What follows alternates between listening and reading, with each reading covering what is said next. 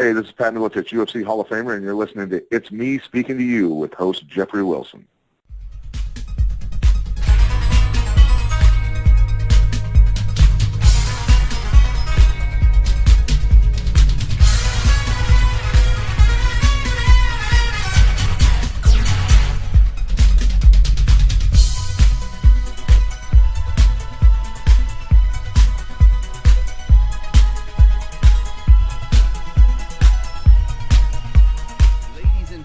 Welcome to yet another episode of It's Me Speaking to You. I am, as always, your ever faithful host, Mr. Jeffrey Wilson, coming to you live and always direct from the gateway to the West St. Louis, Missouri.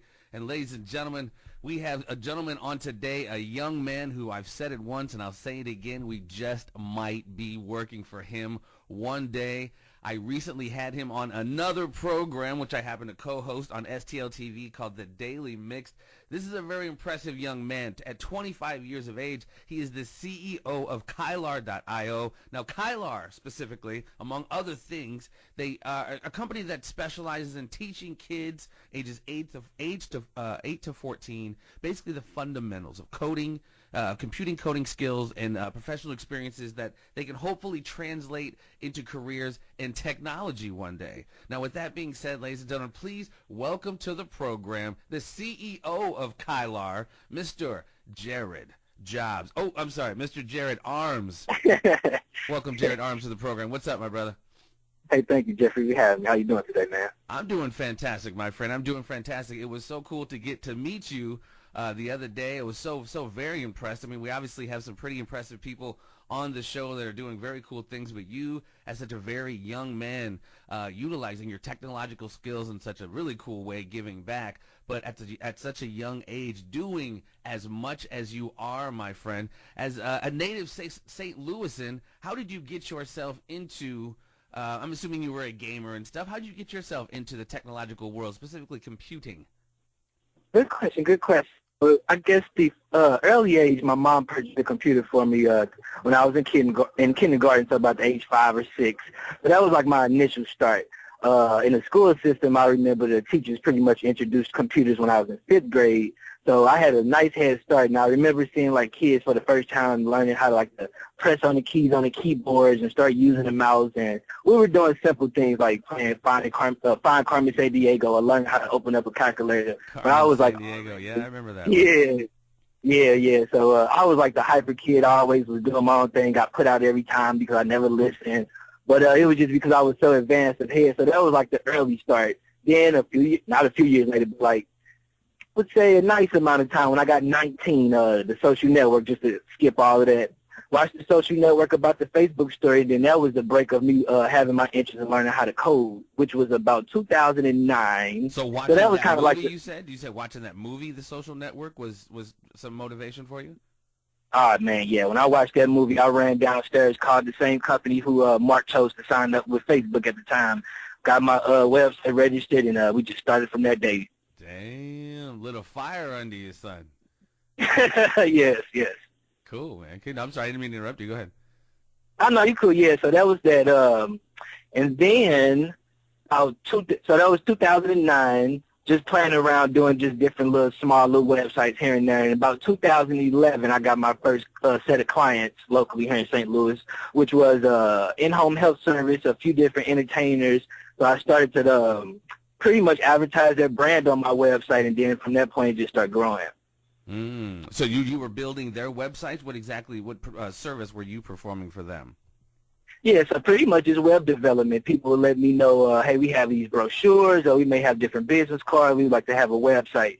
So just making the whole website, the whole stack for each client. So if it was from like a local musician, maybe making an about page where people can learn more about him, putting out his YouTube videos up, just everything, tickets for the concerts and for the in-home health services, the directions, some of the services they provide, how you can set an appointment up. Digital marketing, I guess you could say. You were assisting in some of their digital marketing. Is that a fair assessment? Yeah, couldn't say it no better. Okay. Well, and obviously, I mean, as we spoke in the green room before we went on air in the Daily Mix, I was just, like I said, I was so very impressed, obviously, with just kind of how you carried yourself, you're a young 25-year-old man prepared to go out on a, a TV show and kind of explain yourself and your company. But, man, you really are doing big things. So, transitioning into, your initial foray into the game, it's only been a few years, and you're already rubbing shoulders with really, really big companies. Like you talked about Facebook, you've been already tolerated at Google. So, transitioning into, 2016, the last couple of years, how has the company developed? Yeah, so it's actually been good, pretty nice. Of course, we launched it here in St. Louis, Missouri. It's now being used in over 208 countries, so it's growing pretty good. USA is probably like number 45. So we're starting to get more usage outside the country than inside now. So that's growing pretty good. We had, I know we had talked about this soon, but we also had launched a coding program in 2014. So we, before we even can do our second class, we had got that picked up by a charter school in the city of St. Louis. So now we just working with more schools and different academies around the city to get the College for Kids program inside the schools. So that's where we at right now. We got a nice amount of clients, so like DoSomething.org, that's a real big client, who actually, Google and Facebook is a sponsor of them. So a lot of people, if you're trying to get an Android app, you would be like, well, who we want to hire? Of course you want to get Google because they own Android, but you can't because it's expensive, and they don't really have just a customer to company type of like app thing like that. It's pretty much using Gmail, Hangouts, or whatever. So these other companies like TouchLab, for example, they're the biggest one in New York City that do Android aside from Google themselves. So when DoSomething hired us to do an Android app for them, and knowing that they got a partnership with Google, they're really like, okay, these guys really must do it. They're legit. So on my stamp, yeah, so it was pretty crazy. But the growth was, it's hitting even more because at first, like, oh, Google, Facebook want to reach out. Nike been hitting me up, Disneyland, Wells Fargo, the Target headquarters, like, man. But the bigger thing was like, okay, we're going to go to Google to get the app, but then Google trying to get Jared to do the app. So, that's pretty, it's kind of surreal, really. Oh, yeah. I haven't, it's going too quick. I can't even really, like, sink it all in yet. Yeah, I mean, 25 years old, you're still supposed to be, going on a road trip in Europe or, somewhere across the world, you know what I'm saying? You're sitting here, like, taking stuff over in a really big way. You had mentioned your Kyler for Kids. Speak to that, because, like, a lot of, like I said, you do so many things, but a lot of it, and Kyler for Kids is a huge part of it, is your 8 to 14, teaching the kids about the fundamental coding and so much that has to do with what, you do with the apps and such. Tell me about Kyler for Kids. Yeah, so Kyler for Kids, we launched that July, where we actually launched Kyler.io 2013 on the 4th of July. So 2014 on the 4th of July, we wanted to do a celebration, but we was like, well, we launched it on the 4th of July, everybody out with their family, so we got to wait a week. So we did the class July 11th, and we partnered up with Connections to Success in Grace Hill Health Center. And initially what it was just a class where we taught students ages 8 through 14 how to develop Android applications. So one thing is, like we know, right now I'm kind of like the new one, the young one, but, I have my time. It'll be the next one. Absolutely. So versus us waiting just to like, oh, man, he took over Kyler. We should have did what he did. We training the future competitors right now, so that way we can make sure that they be prepared to take it to the next level. So that was like the initial start with that. But once we launched it, we didn't even know that people would take into it like that. So now we got all type of schools wanting to connect with us, and we'll actually be doing our first class for the Hazelwood School District March 10th at Hazelwood Central Middle. So it's going pretty nice, and now it's starting to expand into districts now more than just charter schools. Right. It's a nice ripple effect, man. I mean, when you start, literally, man, when you start attaching yourself, it's a good guilty by association, but when you start attaching yourselves to a Facebook or a Google and, they're kind of essentially, vouching for you as, with, your association with them, that just opens the floodgate, because who isn't dealing with Google and Facebook on a daily basis?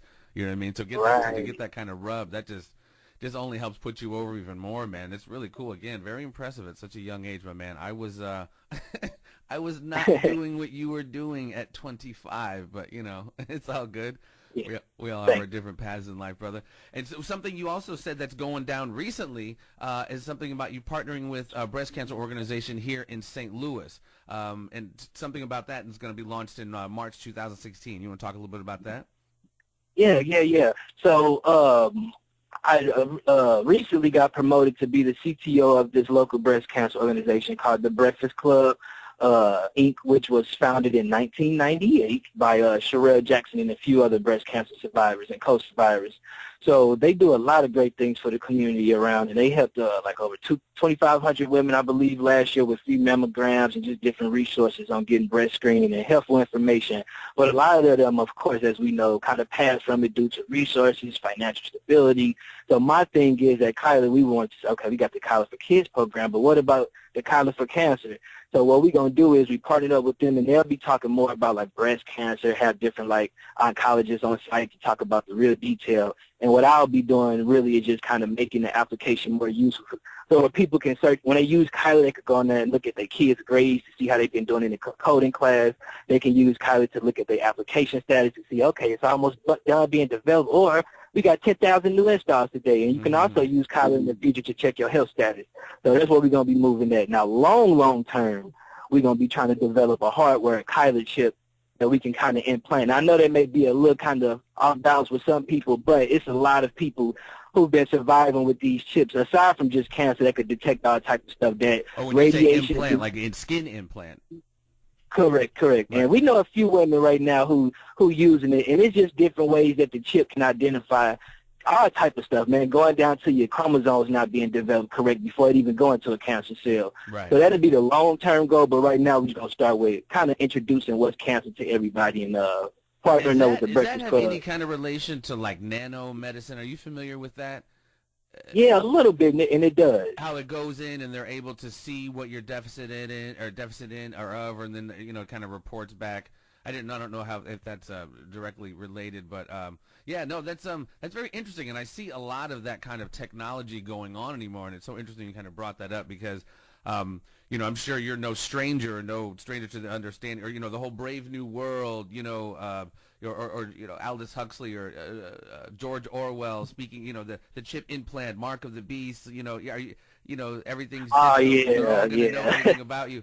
I mean, it's so interesting because it is happening. I've seen it, you know, it happen with people, you know, I get a chip to go into the club and stuff. And it is, I mean, I don't know, like anything else, it's almost like the Force, you know, not just to use a horrible example. It's how you use it. You know what I mean? You're trying to apply it in a way that can help people, you know, understand their body, understand their medicine, you know, application of their medicine. But, of course, there is, with any technology, a nefarious way to use it.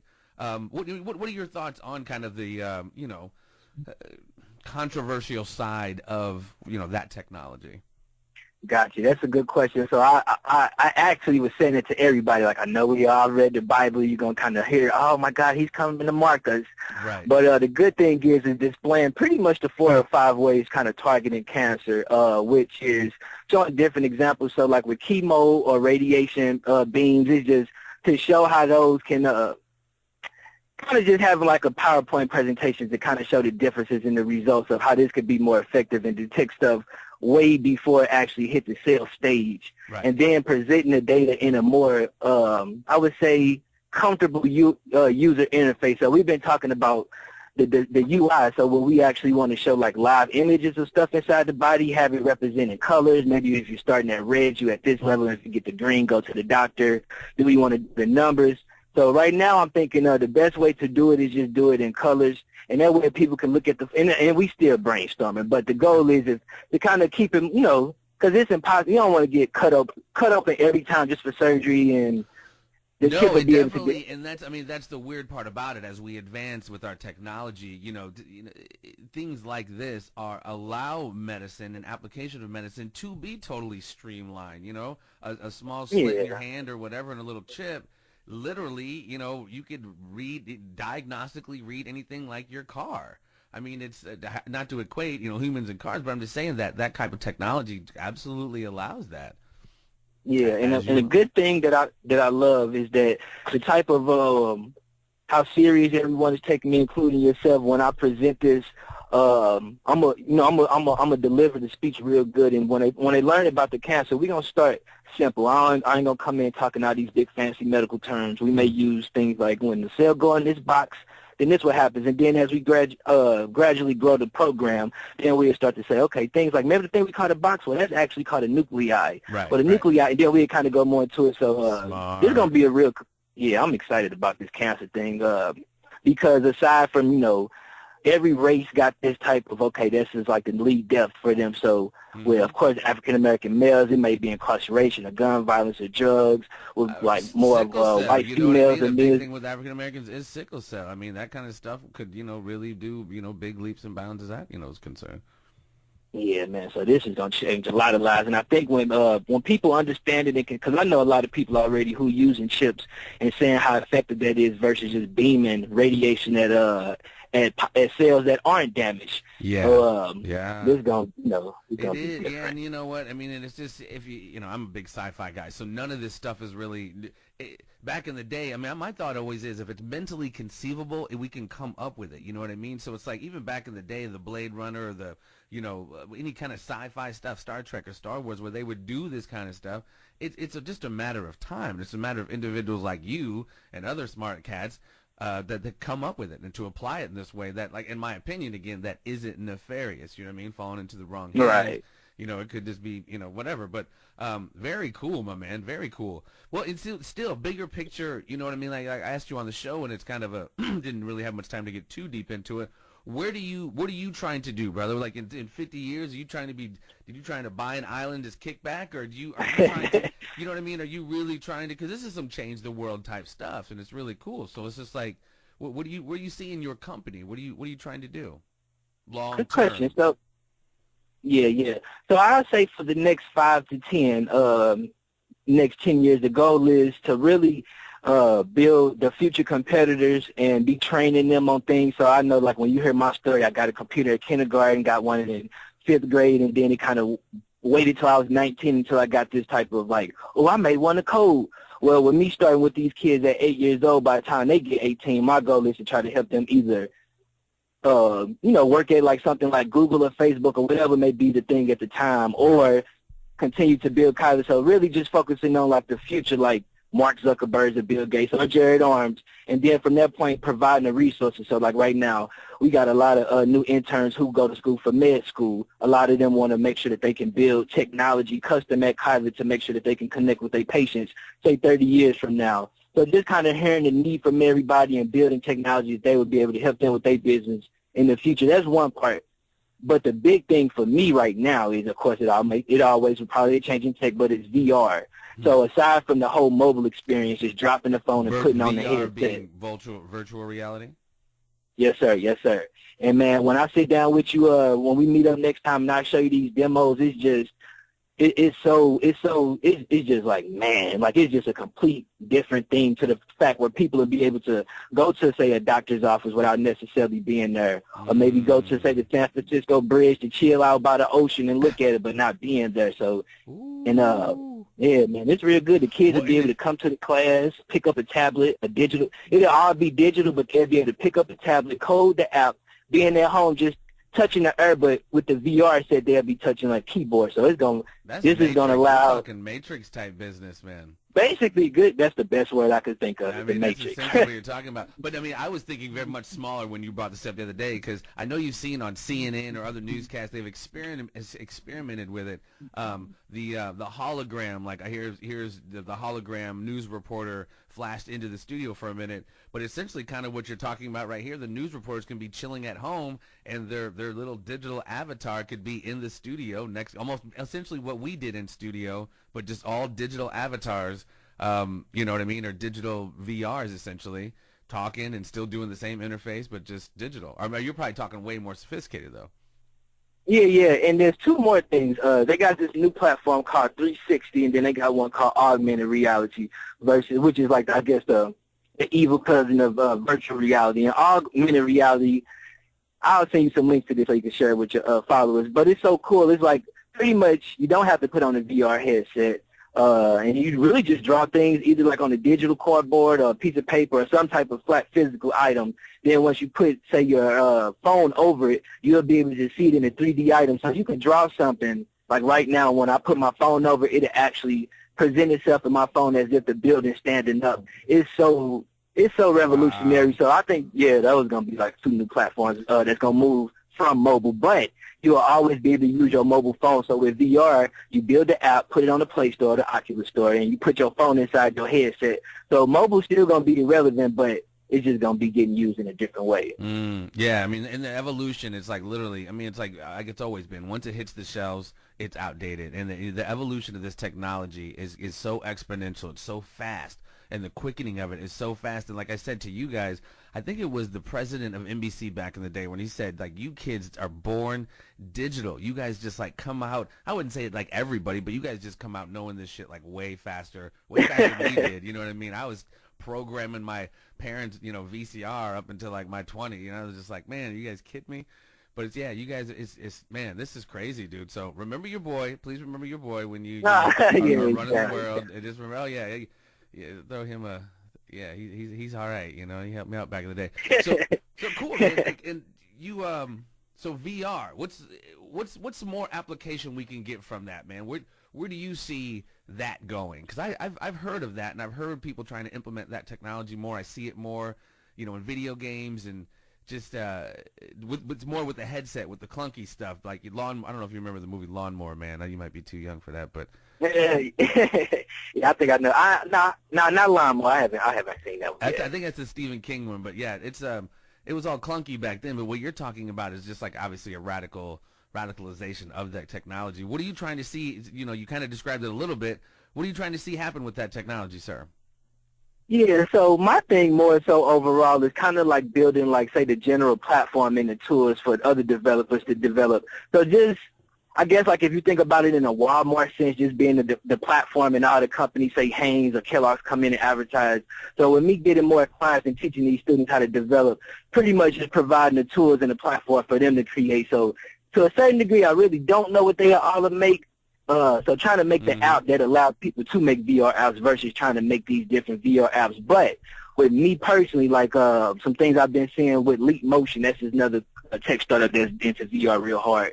They having technologies to where, like, you can create a basketball and bounce it, but when you be at home, you'll literally just be swinging your arm up and down at nothing. You could throw it in a basketball and make that. So we could teach kids, say, maybe who literally can't, who maybe have a disability and can't walk or something, they can still be able to run around again for the first time. Or I could teach them, I could teleport my kids to the Great Wall of China, back to Ferguson, or like or we could take them right out of space and visit stars and planets and then go right back into the classroom. So it's gonna you could change your arm into like a skeleton mode, into atoms, into molecules, like in milliseconds. So you're gonna be able to do stuff like in so many. We're gonna really use the brain in ways we really never thought of at first. Yeah, that's crazy, my man. I mean, as I'm sitting here envisioning it, I'm just like, man, I see that. I see that definitely becoming a reality. Obviously, I don't know, man. I see that there's a good side, obviously, and a downside, because I think we do already live kind of a big sedentary life, just sitting around. And now, if that has to be dealt with, I think, delicately. There needs to be a balance, man, because I don't know, because doesn't that, if you're just sitting there all the time and just like, man, let me go to the Grand Canyon today, let me go anywhere today, like the body is just going to slowly atrophy, so you got to definitely make sure you get your exercise in, because literally, I think you're right, man, you could almost literally digitally create almost any scene, if you will, and if eventually down the line, once they're able to implement other sensory things like, taste, or, you know what I mean, that could get crazy. That could get crazy. But you right. And you're right on the tip. You're right on the tip, because the thing with this, first of all, is starting off with vision. The next thing is you trying to jump from one building to the next. They already talking about how we would have to really know more about how the brain works, and that would be different. So I like to hear you say that hitting those senses, that's the next area. And, man, yeah, I'm going to share some videos with you, man. It's so cool. And with Mark Zuckerberg purchasing Oculus, which is like the best VR startup right now in Silicon Valley for $2 billion, it's like, okay, this is definitely going right now. Yeah, dude, that's so fascinating, my man. So very fascinating. And ladies and gentlemen, you're hearing it right here, man. And this is going to be a cat that you are definitely going to be hearing about and reading about. And this work sounds so very fascinating, my man. And I definitely am going to stay up to date with you. Shoot any information, man. Any social networking. Where can we find you, brother? Where can we track some of this stuff down at? Yeah, so I made it a little simple for everyone. So if you Google, Facebook, Twitter, Instagram, anything, just JARMS90, JARMS90. That's my username pretty much for any website or social media platform. Or you could just Google it, and Google will take you right to Instagram, Facebook, whatever you need to do. And you can email me at jarms90@gmail.com or call our business line 24 hours because we doing it international, 314-301-9952. Or to get the exclusive contact, just hit up Jeffrey. Once he calls us and let us know, we know it's down. That's what I'm talking about, man. I appreciate it so much, my man. I think any other shout-outs, anything other you want to close with before we bounce out of here? I just want to give you a big thanks, man, for letting me come on your show and be heard. I really appreciate all your time and support, and we're going to start our first Kyler.io meetup group tomorrow. We're going to have them every Thursday, 6 to 8 at Ventures Cafe, so we welcome anyone. Of course, you're already down, and you can learn a lot more about what we're talking about from the whole Kyler team. So just want to leave with that and open the doors to all. Yeah, man, I got my 8-year-old signed up, man. You got 8 to 14, so I'm about ready to hook my little one up with some of this, man. Definitely appreciate it. I'm proud of you, man. And keep doing it, ladies and gentlemen. This has been, as you have heard, a very smart, smashing things, revolutionizing things, brother, Mr. Jared Arms. It has been my pleasure, my friend. Thank you. Same here, and I look forward to seeing you soon. Yeah, man, we'll definitely link up. And I thank you in advance for teaching my daughter, because like I said, I got her signed up, coming up soon. Oh, yeah, man, we're going to have a real nice time. I look forward to seeing you all. All right, brother. You take care of yourself. Mr. Jared Arms, ladies and gentlemen, peace and love, and stay tuned. We have more coming. Thank you for listening to It's Me Speaking to You. Please spread the word and subscribe to the YouTube channel, and stay tuned for more conversations with a variety of guests on a variety of subjects.